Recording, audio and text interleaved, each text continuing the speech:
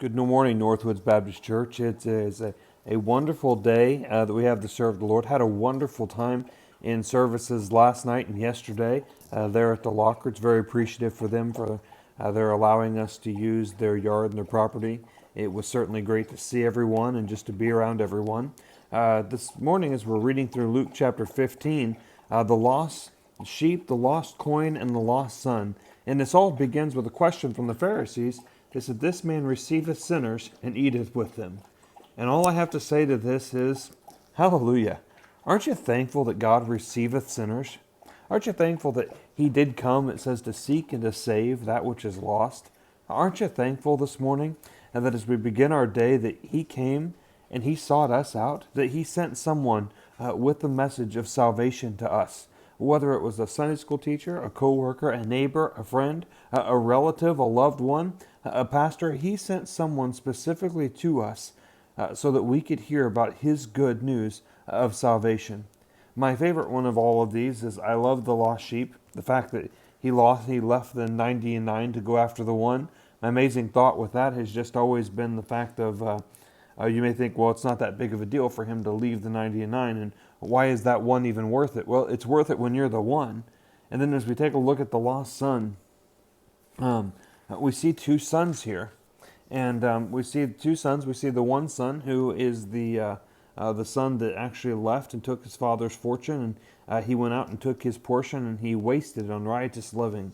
And as he wasted it, I'm amazed at the verse that says right here in the middle, he says, and when he came to himself, verse 17, and said, "How many hired servants in my father's house have bread enough to spare, and I perish with hunger?"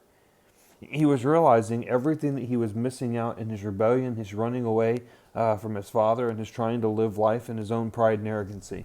And then he came back to his father, and expecting to come back as a servant. What I find amazing is as he has this whole spill already planned out. Verse number 20, when he was a great way off, his father saw him and had compassion, and ran and fell on his neck and kissed him. And once again, what I find just amazing through this is the father saw him. The father was sitting there, and he actually saw he was looking for his son. And when he saw him, he recognized him. He recognized his walk. He recognized his gait. He recognized the way that he carried himself. And he ran. And he wrapped his arms around him, and he kissed him. And the son starts to begin his spill. "No, Father, I'm not worthy to be here." And the father just completely ignores it. And I love that thought. He says, "I've sinned against heaven." And as he begins his spill, his father is more concerned with, "No, you've come back. I want to go ahead and acknowledge the fact that you've come back." Even though he's come back, things will never be the same. The things that are lost are lost. And as I just begin to think about and look at this, I'm so very thankful for the times whenever I choose to do wrong. And I've made the choice to walk away, or made the choice to not follow God with my heart, but instead do something that I'm not supposed to do.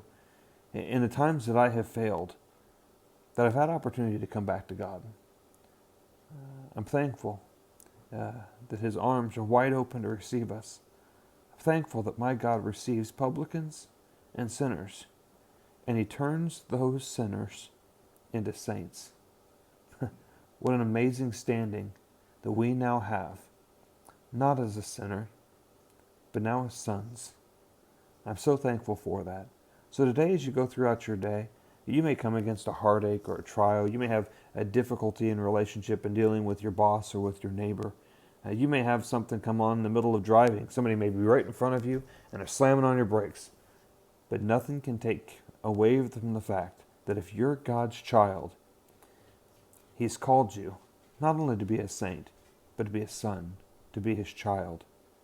And He lovingly wants to wrap His arms around you if you put your trust in Him. The saddest part of this entire chapter is the other brother. The other brother who looked and saw that his brother had returned, and he went back and he has a pity party, and he's left standing in a field while everybody else rejoices that his brother is back. You know, let's rejoice in the working of God in the lives of other people. Instead of being bitter and angry, let's rejoice in the working of God of other people. Because I'm thankful that He's made us a son. He's made you a son, or a daughter, if you will. We do look forward to everything that God is doing. We look forward to meeting with everybody tomorrow evening. We will not be having our Zoom meeting tonight, but we will be meeting on Tuesday evening. God bless you and have a wonderful day.